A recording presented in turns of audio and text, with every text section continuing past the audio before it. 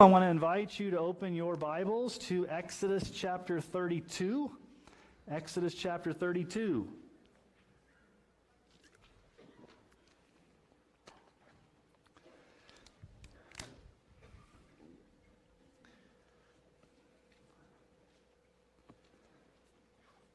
When a new president gets inaugurated into office, there's usually a speech, and then there's a dignified affair, and there's the pomp and circumstances, and maybe a reception or a parade.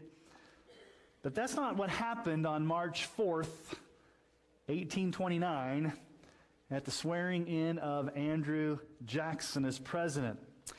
He gave his inaugural speech. He retired to the White House thinking it would be a formal reception.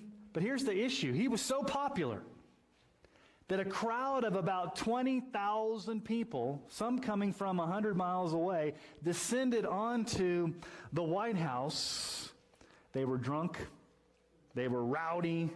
They were excited. They began climbing on furniture, knocking over chandeliers in the White House, mind you, trying to see the president, this mob. And so Jackson's staff did something that was really smart. They gave the crowd free alcohol, thinking that would calm them down. And so that didn't help. It got more rambunctious, more crazy, that Andrew Jackson, rumor has it, had to sneak out of a window and go to a nearby hotel in Washington, D.C. to escape the drunk mob. But things got better when they moved tubs of whiskey punch out onto the White House lawn where people could go out there and drink and get drunk. So that's what happened at the inauguration of Andrew Jackson. Some wild and crazy party, unexpected party at the White House. Now, I'm not going to ask you to confess this morning, but probably some of you have been to some wild and crazy parties in your time, where some things happened that were a little rambunctious. Things got crazy. It was loud. It was out of control. There was a frenzy of maybe even immorality happening. It just got all crazy. But what if God's people, the Israelites, partied like crazy, made a lot of noise, and got all wild and rambunctious over a golden calf? I would say to them, don't have a cow, man. Oh, God. Why? Really?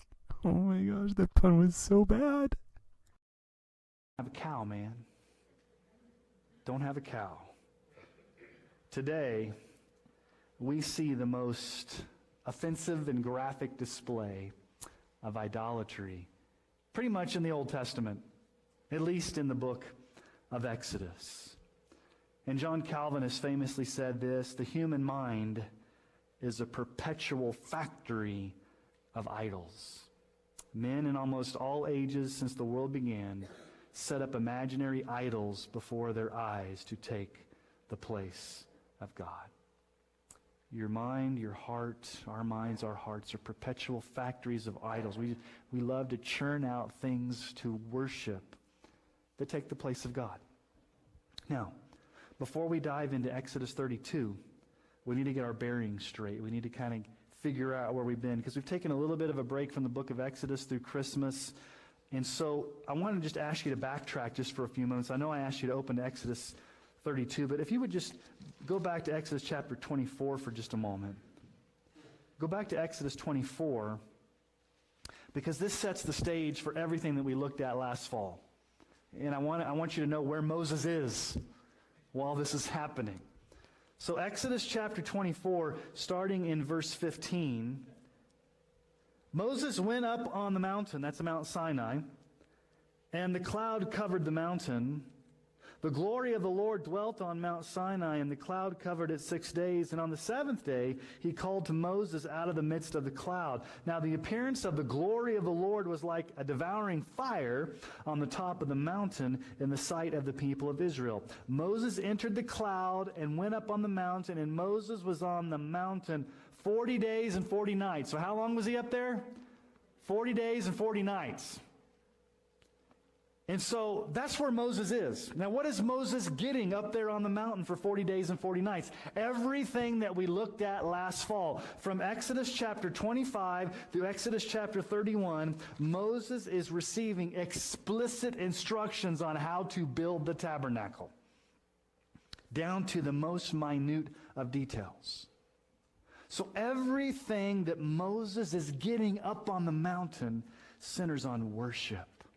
How would Israel worship God correctly, properly, faithfully, with the tabernacle, with the sacrificial system? And so you have to ask a question. Okay, as Moses has been up on the mountain for the past 40 days and 40 nights, what's going on down below? The natives are getting restless down below. What's Israel doing as they're waiting for Moses? It's only been 40 days. He's up on the mountain, they're down below. What happens? Well, let's look at our text this morning in Exodus 32. This is such an important passage of Scripture that I want to go slow through it. I want to read it carefully. We're not going to get through all of Exodus 32 this morning. We're just going to look at the first 10 verses. But this morning, we're just going to ask a basic question, one question. I think it's a very important question. So here's the question for today. What exactly is idolatry? What is idolatry? I mean, we use the word a lot in church. Don't worship idols. Don't give in to idolatry. Don't be an idolater. And for some of you, that might sound weird. You're thinking in your head, well, I don't go out in my backyard and worship a statue. I'm not an idolater. I don't worship idols. This doesn't really apply to me. What is idolatry? Okay, so we're about 10 minutes into this 40-minute message. We're a quarter of the way through. We're talking about idolatry, which is a topic that's difficult for the modern mind to understand. And as far as I can tell, he hasn't done any work to connect this idea of idolatry with our modern lives. So this is the point at which, like, you're looking for the thread of relevancy in the message, and you can't find it. This is the point at which people start falling asleep. Idolatry. Well, we're going to see the graphic and detailed description of idolatry in all of its ugliness this morning in the episode of the golden calf. So let's read together Exodus chapter 32, verses 1 through 6. When the people saw that Moses delayed to come down from the mountain, the people gathered themselves together to Aaron and said to him, "Up, make us gods who shall go before us. As for this Moses, the man who brought us up out of the land of Egypt, we don't know what's become of him." So Aaron said to them, "Take off the rings of gold that are in the ears of your wives, your sons, and your daughters, and bring them to me." So all the people took off the rings of gold that were in their ears and brought them to Aaron. And he received the gold from their hand and fashioned it with a graving tool and made a golden calf. And they said, "These are your gods, O Israel, who brought you up out of the land of Egypt." When Aaron saw this, he built an altar before it. And Aaron made a proclamation and said, "Tomorrow shall be a feast to the Lord." And they rose up early the next day and offered burnt offerings and brought peace offerings. And the people sat down to eat and drink and rose up to play. What is idolatry? What causes idolatry? Where does it stem from? Now let's think about our history here. Historically, what's happened to the Israelites? Where have they been for 400 years? They've been in Egypt. They have lived smack dab in the middle of pagan idolatry for 400 years. And it's only just a few months since they've been out of that.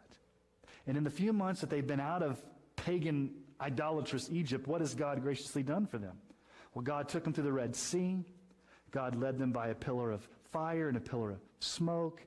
God provided manna and quail for them. God defeated their enemies, the Amalekites. God brought water out of the rock. God has been gracious to them. God has met their needs. God has led them. God has provided for them.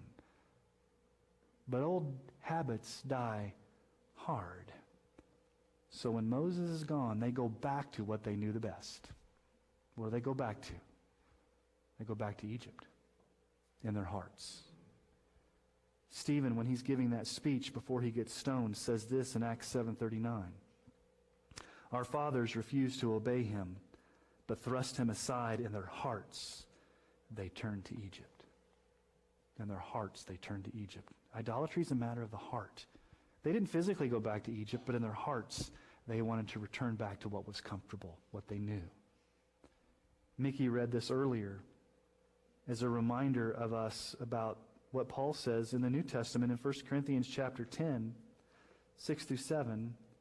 Now these things, talking about the Exodus, took place as examples for us, that we might not desire evil as they did. Do not be idolaters, as some of them were. As it is written, the people sat down to eat and drink and rose up to play. Paul is referencing the golden calf here. And he says, don't desire evil as they did. Don't desire evil in your hearts. And Paul here says, Exodus 32 serves as an example for us of how not to give in to idolatry. Jesus said in Luke 6:45, for out of the abundance of the heart, his mouth speaks. Oh, God, here we go. Speaks. So idolatry is first and foremost a matter of the heart. Where is your heart when it comes to the things of the Lord? So from this passage of Scripture, we see 4 descriptions of idolatry. 4 graphic descriptions, four ways that idolatry manifests itself. And so let's look at these. They may not seem that obvious to you, but as you read deeply into this passage of Scripture, you begin to understand exactly what's going on. So here's the first. We become idolaters when we get impatient with God's timing. What are we talking about right now? I think I'm getting scared. God's timing. When we get impatient with God's timing. Okay, look at verse 1. The people are getting impatient because Moses is up on the mountain, and it says in your Bible, they gathered themselves together to Aaron. It's a really tame translation. Really, it meant they gathered in hostility toward Aaron. Really, they ambushed him. It was a mob mentality. They were impatient. They were frustrated. They were fearful. They didn't know where Moses was. And so here's the question: why didn't they know where? Why did they say we don't know where Moses was? They knew where Moses was. Where was Moses? He's up on the mountain. We know where he is. He just hasn't come down yet. And so they're getting impatient. They're getting frustrated. And see, here's the root cause of idolatry. Insecurity, fear, and patience.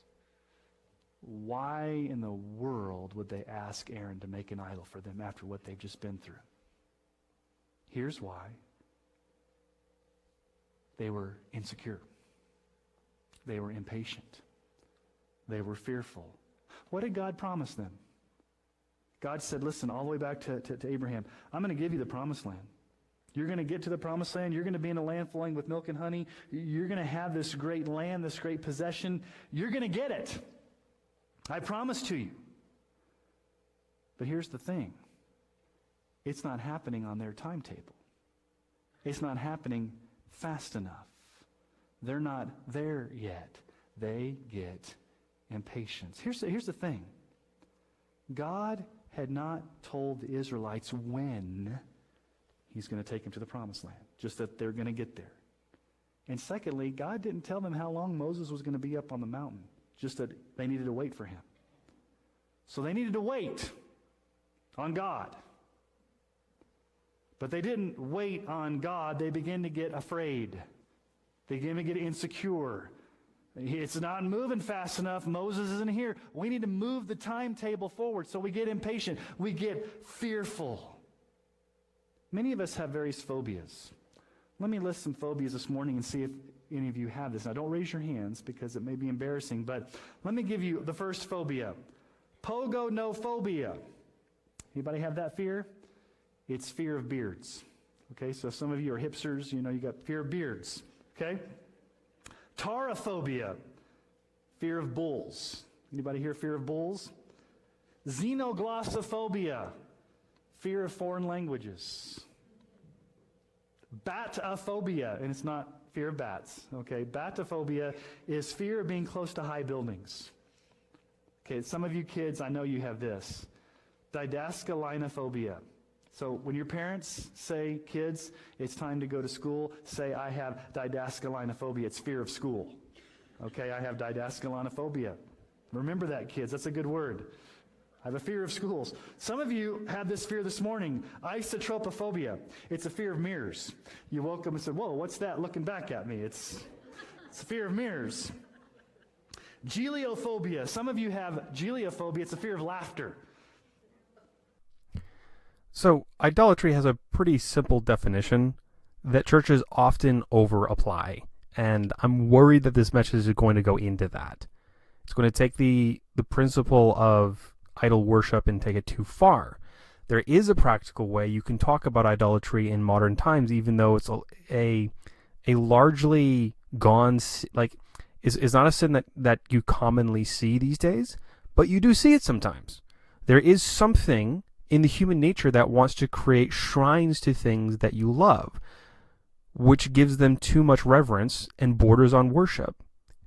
Modern people are still at risk of doing that with people, with things in their life, with artists, with art. It is tempting to elevate certain things to a certain level that brings it into the realm of worship, and that is still something that modern people struggle with. That's something that should be avoided, and that would be something that would make sense as a topic to talk about in modern times with this issue of idolatry. But just because you love something a lot or you really enjoy something does not make it idolatry. And a lot of churches apply idolatry ambiguously to a bunch of different aspects of people's lives without enough specificity to help people narrow down what exactly is being idolatrous, which just creates this general haze of, well, am I breaking this commandment? Just for some reason, preachers seem to want to apply scriptures where they don't belong, apply scriptures to people who don't necessarily break them, and it's kind of gross. Like it's putting undue burden on people, which is exactly what the Pharisees did, exactly what Jesus railed on them for. Laughter. Okay, some of you kids may have this too when you're eating lunch this afternoon. You may have lakanakaphobia. That's a fear of vegetables. Say, Mom, I don't want to eat my Brussels sprouts because I have lakanakaphobia. And I don't want to go to school tomorrow because I have didascalinophobia. And your parents will think, you're really smart. You're just trying to get out of things. And then there's metrophobia. I know a lot of you have metrophobia. That's fear of poetry. Okay, so some of you may have that this morning. Now, there are a lot of things that make you fearful, make you impatient. And I just want you to stop and think about, what are some things in your life that make you insecure, that make you impatient? And you don't want to wait on God. You want to push the timetable ahead on your agenda, because God calls you to walk by faith, not by sight. So first and foremost, idolatry really comes from this impatience, this fear, this insecurity. God's promised us the promised land, but Moses has been gone for too long. I'm getting impatient. I'm getting fearful. Instead of waiting on God, instead of trusting on God, I'm going to start doing things myself. And then you start putting your trust in other things to take the place of God, and that becomes an idol to give you security. I've heard this line of reasoning over and over and over again. It always bothers me every time because it's too ambiguous. It is too broadly applicable in such a way that, like, it's... As an example, if you're a man of a household and you are working every day to support your family, you know, it would be easy to paint your work and your effort and your money making as, well, not trusting in God to take care of you. So why, you know, it's just pastes an ambiguous layer of, like, guilt over your audience without enough specificity so that they know when they're doing something wrong. A pastor's job is to remove the ambiguity, to help us apply these principles in concrete ways in our life today without making things more ambiguous. Adding ambiguity to the abstraction of Christianity and religion does not help us understand it. It helps make it hard to understand. It's a great way to drive people away, or to drive people crazy with guilt, or to just make them shut their brains off because none of this makes any sense.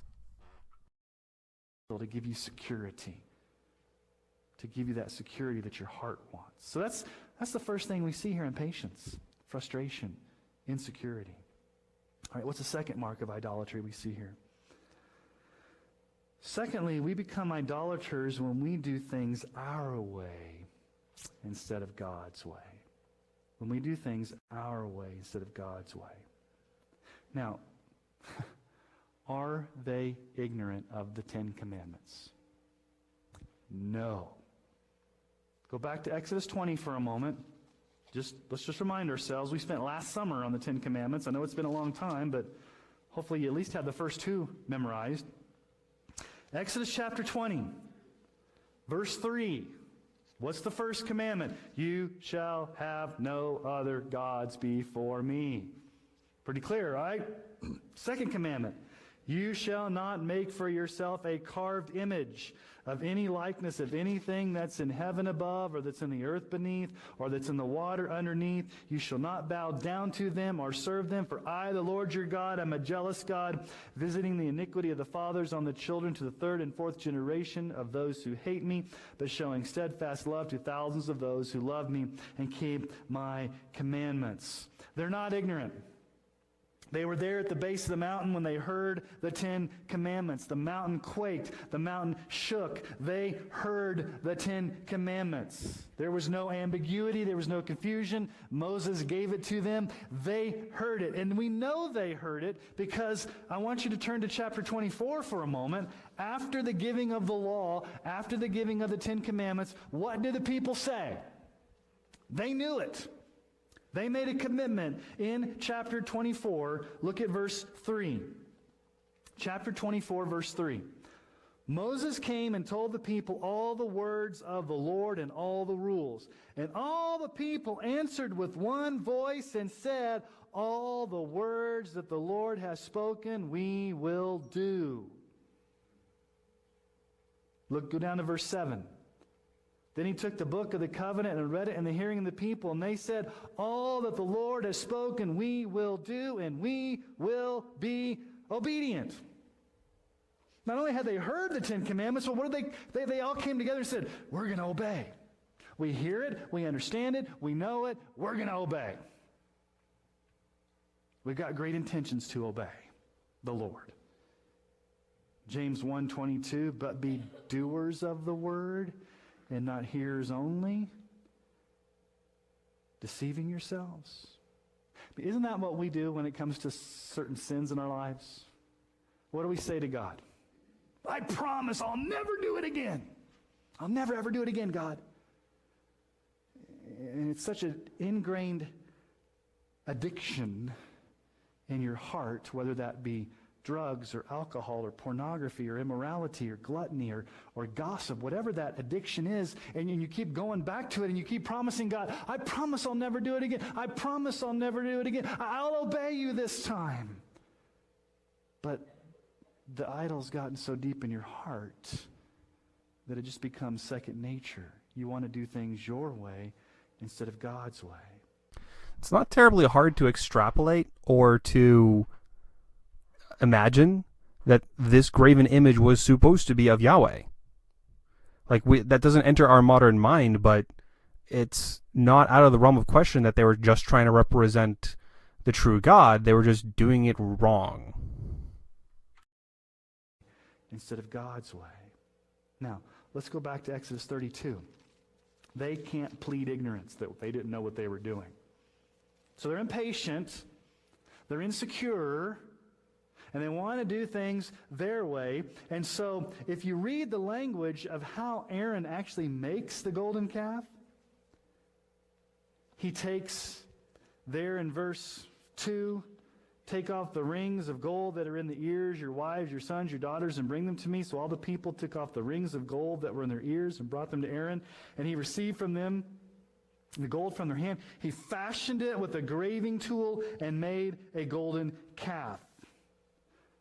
This was probably something that took more than a day to accomplish, if you think about it. Everybody bringing their gold, melting it down, then actually taking some type of device to carve the golden, to make the golden calf, and then to use the stylus or whatever instrument. This is not just like a half-hearted, hey, we're going to throw things together. This would have taken a while to build, to get everybody's gold, to melt it down.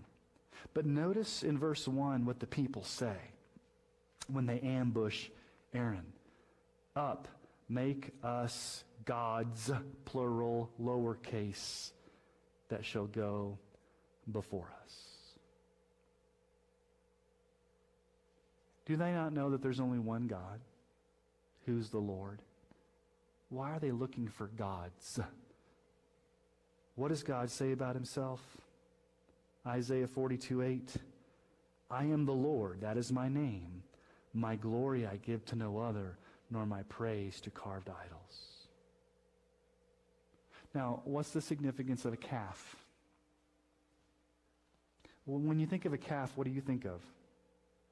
It's really similar to what we think of out here in northeastern Colorado with cattle. Actually, the word in the original language means young bull. What's a bull known for? Power, virility, potency. It was the power of potency in Egyptian mythology. It was probably the bull god Apis. In other words, what are the people saying? God's not powerful enough to lead us. We're going to create something we think is powerful, and the only thing we know of is back in Egypt, the symbol of a bull. It's powerful, it's virile, it's strong. So let's make a young bull. Philip Graham Ryken said this. I like his quote. He said, quote, once again, it was proving to be more difficult to get Egypt out of Israelites than it was to get the Israelites out of Egypt. The Israelites left Egypt, but Egypt had not left them. Now, what's even more shocking is look at verse 5. Okay, it's not shocking enough that Aaron makes the bull. But he does something really weird in verse 5. It should have caught your attention. What's going on in verse 5? When Aaron saw this, he built an altar before it, and Aaron made a proclamation and said, tomorrow shall be a feast to the Lord. Does that make any sense? What should it read there? Tomorrow we'll make a feast to the calf. Tomorrow we'll make a feast to Yahweh, the Lord. It's very strange because they had just built a false god. They had just broken the second commandment. And the next day they're going to have a feast to the Lord, the God of Israel.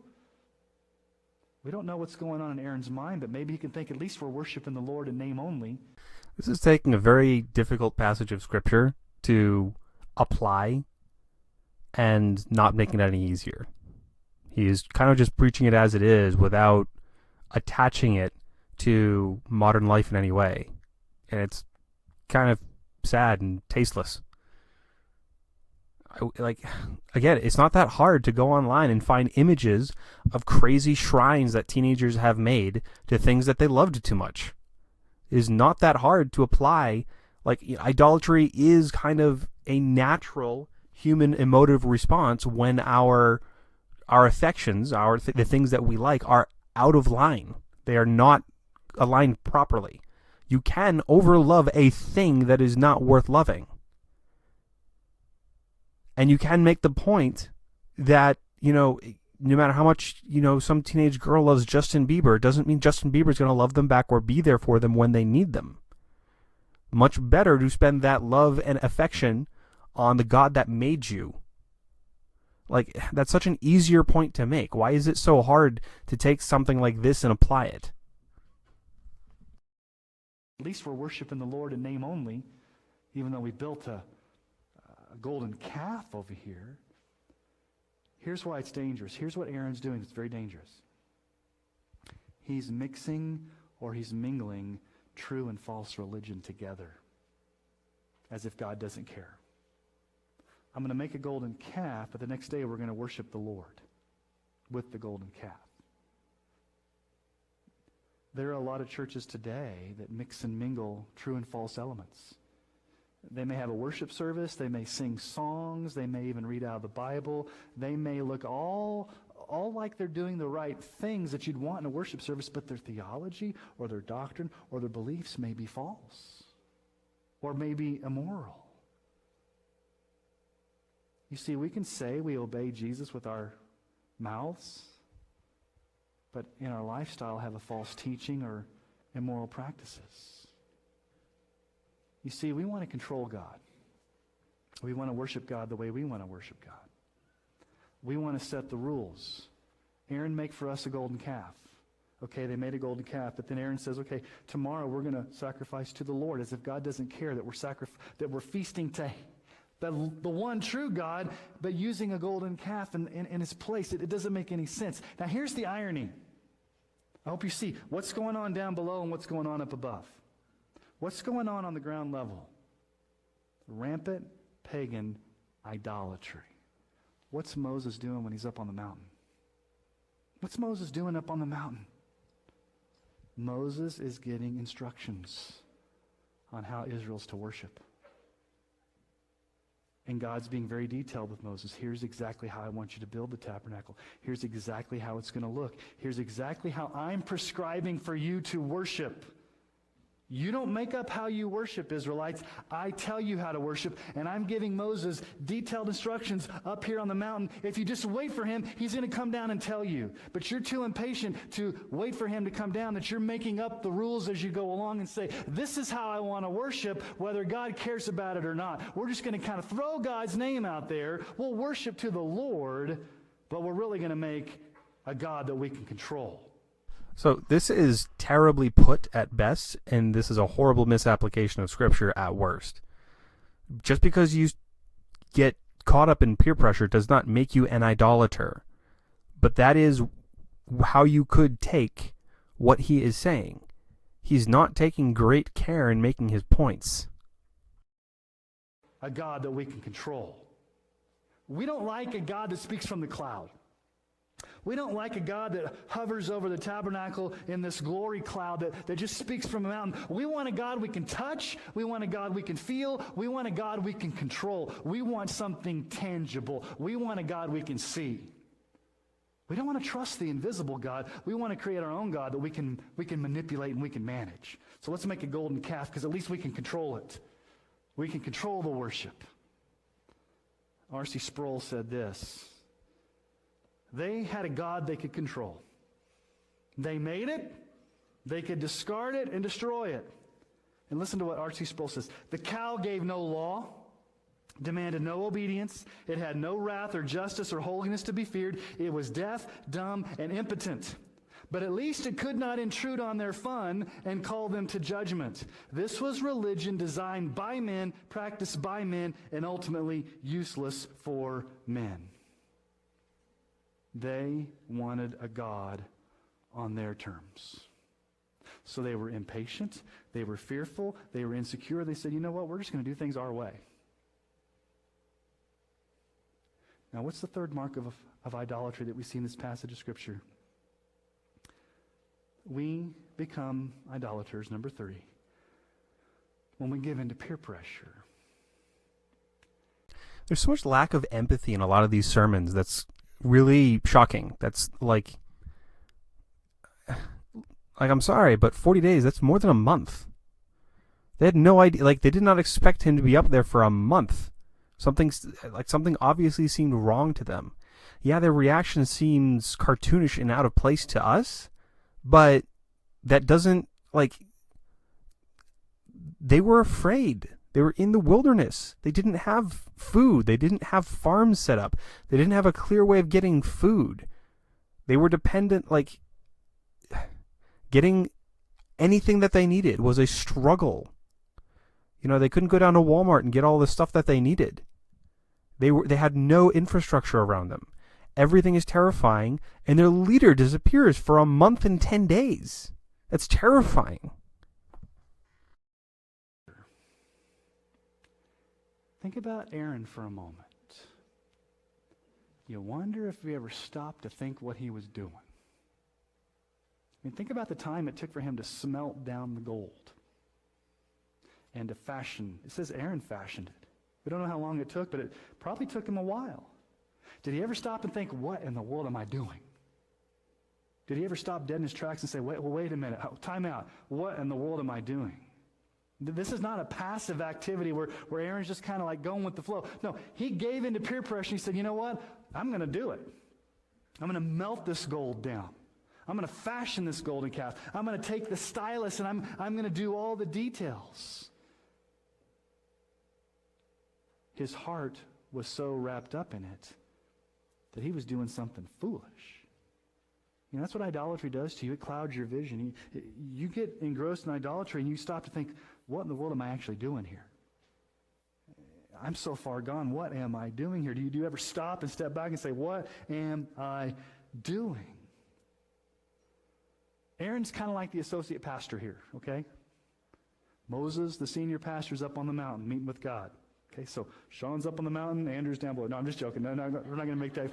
So Moses is the key leader. He's up there. He's hearing from God. Aaron's second in command. He's a spiritual leader. What does he do? Do you ever see Aaron praying? Do you ever see Aaron consulting the other elders of Israel? Do you see Aaron stopping and saying, now wait a minute, Israelites, this is an evil thing. We're not going to go there. Just wait a few more days. Moses will come down. We had the 10 Commandments. This is an evil thing. Stop, Israel. I'm your leader. Let's not do it. I get mad at Aaron when I look at this. It's like, what are you doing? Yeah, and that anger is called self-righteousness. It's like, what are you doing? You're like being run over. You're caving to the peer pressure, Aaron. And then I think, wow, how easy it is to give into peer pressure. In my Bible reading, I've started reading the book of Luke for the first of the year, and I was struck by one of Jesus' statements. And in the Sermon on the Mount in Luke's version, Jesus said something that just kind of stuck out to me as I was thinking about this. He's talking to people, and he's pronouncing a woe. In Luke 6:26, Jesus says, woe to you when all people speak well of you, for so their fathers did to the false prophets. When people speak well of you. Don't we really like that? We want people to speak well of us. I want people to like me. I don't want to go against the flow. I don't want to appear weird. I don't want to offend. I just want people to like me. I want to give in to the peer pressure. I don't want to stand out in the crowd. It's a whole lot easier just to go along with the flow and have people like me than to stand up for truth and to stand up for righteousness and to stand up for God's word. And that's what Aaron's doing here. He's giving into peer pressure. He wanted Israel to like him. Who knows, maybe with Moses being gone, it went to his head and he thought, here, I'm the leader. I just want these people to like me. I don't want to have to make the hard decisions. I want them to admire me, to like me. And we give in to peer pressure because it's easier to say yes to the crowd than it is to say no and go with God. And what happened? What do? Well, verse 6, they rose up early the next day and offered burnt offerings and brought peace offerings, and the people sat down and eat and drink and rose up to what? What does your Bible say? Play. That word in the original language has some sexual overtones, gross debauchery. Probably a drunken orgy with wild dancing. Can this guy not read, or can he not count? Because a month is a freaking long time, especially when you're waiting in the wilderness to not die. Wild dancing, loud music, mayhem of all sorts. So idolatry starts in the heart. It's from fearful insecurity, impatience. You want to do things your way instead of God's way, and then you give in to peer pressure. But let's look at the fourth. Our idolatry is ultimately offensive to a holy God. Let's just read verses 7 through 10. The Lord said to Moses, go down, for your people whom you brought up out of the land of Egypt have corrupted themselves. They've turned aside quickly out of the way that I commanded them. They've made for themselves a golden calf and have worshipped it and sacrificed to it and said, these are your gods, O Israel, who brought you up out of the land of Egypt. And the Lord said to Moses, I have seen this people, and behold, it's a stiff-necked people. Now therefore let me alone, that my wrath may burn hot against them, and I may consume them, in order that I may make a great nation out of you. That's some strong language. God is hot with anger. And we'll get to this next week. There's so much so he says, I'm going to wipe them out and just start over with you, Moses. But what have they done? What's this idolatry resulted in? Look at verse 7. They've corrupted themselves. They've acted perverse. They've acted dirty. It's corrosive. And then notice what he says there in verse 8. Look how quickly they've turned aside. Look how quickly. Just days earlier, what did they say? God, everything that you've commanded us, we will do. Just a few days later, what are they doing? They're making a golden calf. How quickly the tide has turned. How quickly they've given in. A missed bit of insight that could have been given earlier in the message is that a bull was a symbol of virility and fertility in other religious teachings. Probably so in Egyptian teaching. But that little bit of insight and that little bit of foreshadowing wasn't really given. So that adds a little bit of clarity to it. Turned, how quickly they've given in to the idolatry. How quickly. And then in verse 9, God calls them a stiff-necked people, an obstinate, stubborn people. It's interesting how the psalmist expresses their idolatry, because the psalmist uses a word that's very key to what idolatry is, and Paul picks up and uses that same word. I'm going to emphasize that word when I read it, because it's a very important word when it comes to idolatry. Psalm 106, 19 through 23.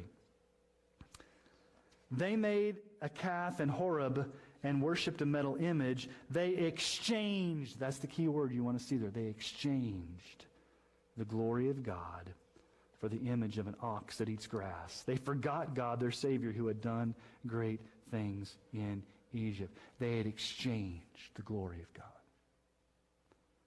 They traded it in for something. They had the glory of God, and they traded it in for a calf. How stupid is that? Notice what Paul says in Romans chapter 1. When he describes idolatry, he uses that same language. Romans 1, 22 through 25. Claiming to be wise, they became fools and exchanged the glory of God, of the immortal God, for images resembling mortal man and birds and animals and creeping things. Therefore God gave them up in the lust of their hearts to impurity, to the dishonoring of their bodies among themselves, because they exchanged the truth about God for a lie, and worshipped and served the creature rather than the Creator, who's blessed forever. Amen. There's two things about idolatry here. Two damning exchanges. You exchange the glory of God for something created, and you exchange the truth of God for a lie. So here's what idolatry is. In your heart, you're saying, I would rather have anything else besides the glory of God and the truth of God. I don't want those two things. I don't want God's glory. I don't want God's truth. So I'm going to trade those two things in for something else that's going to give me what I think I need. Whether it's a created thing, another person. So pastors spout nonsense like this all the time. Think about this for a second. Who actually sits there and says to themselves exactly what he just said? I would rather have anything else but the glory of God. Who actually deliberately thinks those thoughts? Has anybody ever even had those thoughts before this pastor? I guarantee the only people who have these thoughts are pastors, because they fabricate them. Nobody is actually going through their life saying, I just don't want the glory of God. They will say that God is not glorious. They'll say that God is not real. But they don't say, I would rather have anything but the glory of God. It's these stupid statements like this that turn people's brains off, because they don't make any sense. They do not line up with reality. So many pastors' messages just do not line up with reality at all. They are so obsessed with the scripture by itself that they forget real life. They forget reality itself. They don't apply the Scripture to reality and reality to the Scripture. And they have no imagination when they read it, and they bungle the response as a result. Whether it's a created thing, another person, an idol, you've made the exchange. You see, they did not want to trust in a God who was invisible. They wanted a God they could control. They wanted convenience. Moses is up there too long. We don't know what he's doing up there. Let's get busy down here doing what we want to do. Let's make a God we can control. Let's make a God that gives us comfort. Let's give us a God that makes us, that's convenient. Let's just do something we can control. It was foolish. It was corrosive. It was stubborn. And the psalmist said they exchanged the glory of God for a calf. And Paul says we exchange the glory of God for a created thing, and we exchange the truth of God for a lie. So what is idolatry?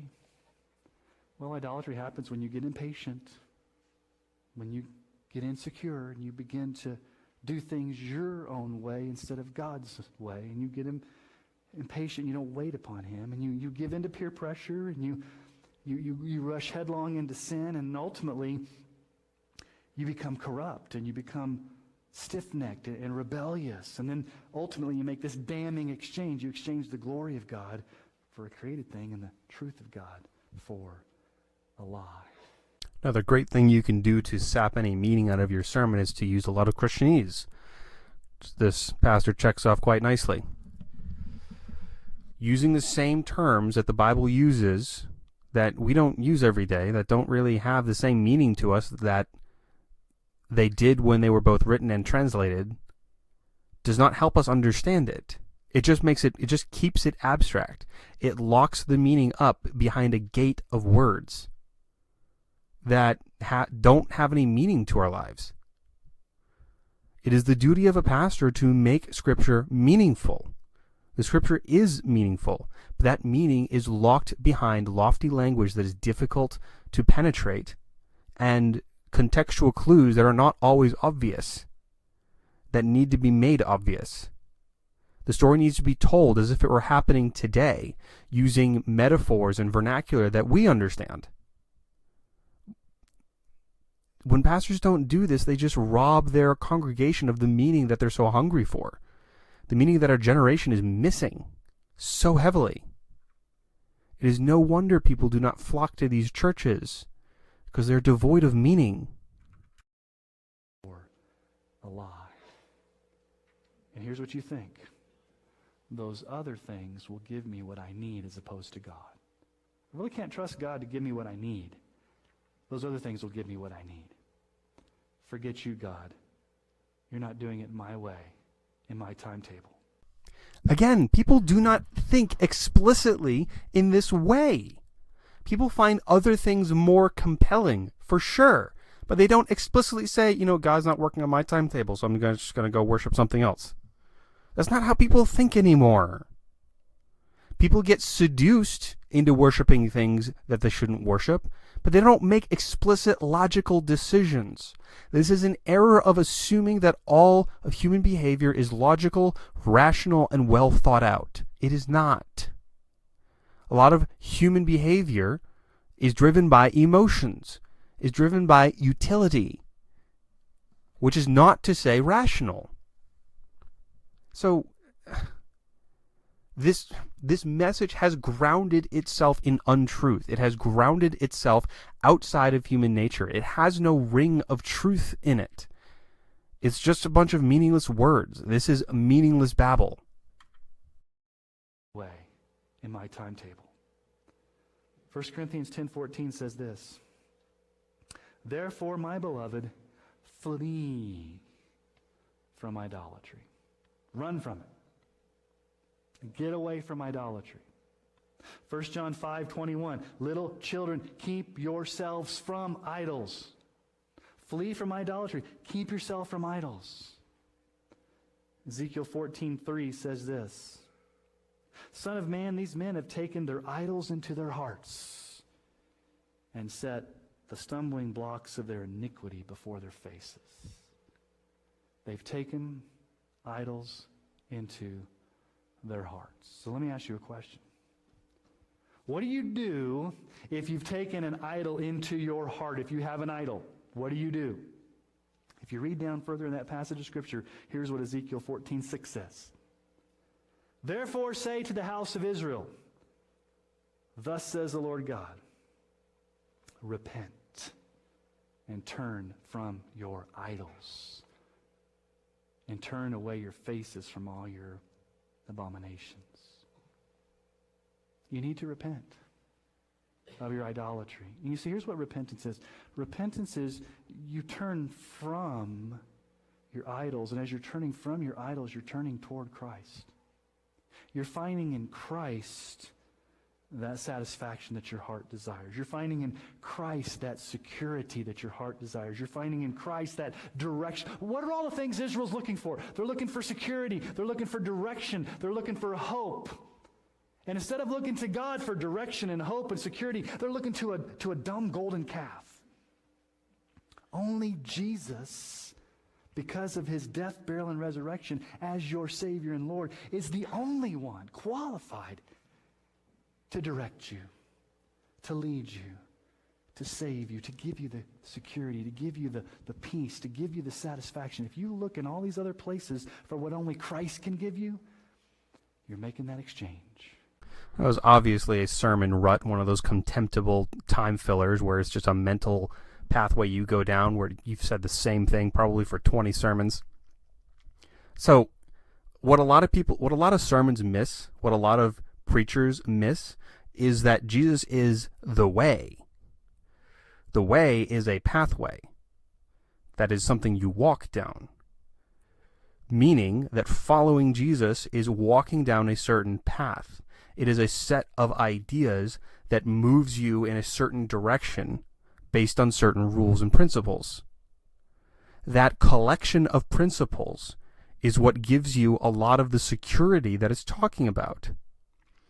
It's not just, you find some sort of emotion. So he gets freaking bubbly and emotional about this, but he doesn't find any emotionality to have any empathy for the Israelites and the things that they were struggling with in this passage. It makes no sense. This is something that is both logical and emotional, which is that when you follow the way, your life gets better. The way, in large part, about self-improvement, about becoming better, about following things that are good, about chasing good things. You're making that exchange. Only in Jesus will you find what your heart truly desires. The lie of the world is that Jesus is not what you need. Jesus is all that we need. He died on the cross. He rose again. He can forgive your sins. He can give you that peace that passes understanding. So when you find yourself tempted to be fearful or insecure or impatient or to have an idol, to trade in or replace the glory of God for something created, and you're looking for something else to give you comfort, what do you do at that moment? You look to Jesus. And then you begin to remember. Remember in your heart how he's been faithful to you in the past. Remember how he's blessed you in the past. Remember how he's guided you in the past. Remember how he's led you in the past and helped you in the past and showered you with blessings in the past. And when you begin to fix your eyes on Jesus, then your heart clings to him. Your heart is drawn to him. Your security comes from him. And the more you look to Jesus, the more you'll say no to those idols. So I'm going to say it again. Don't have a cow. Instead, place all your trust in Jesus alone this morning. Let me ask you to bow your heads. This was a meaningless mess of a message that did almost nothing to illuminate the scripture at hand. Made some really odd, bizarre, disjointed points that barely have to do with the scripture at hand. And our false conclusion, wasn't careful with his words, had no empathy for the people involved, didn't do anything to make this real. This is the kind of message that caused me to start doing these sermon critiques, because this is not good. This is not going to draw anybody in. This does not do justice to the richness and the depth of the scriptures. There is a lot good here. There's a lot of potential here. This says something meaningful about human nature. And to sit there and waste 41 minutes of a congregation's time on meaningless drivel that misses the point of the message and doesn't directly deal with it is a waste of time. It is tragic. It is sad. It needs to stop.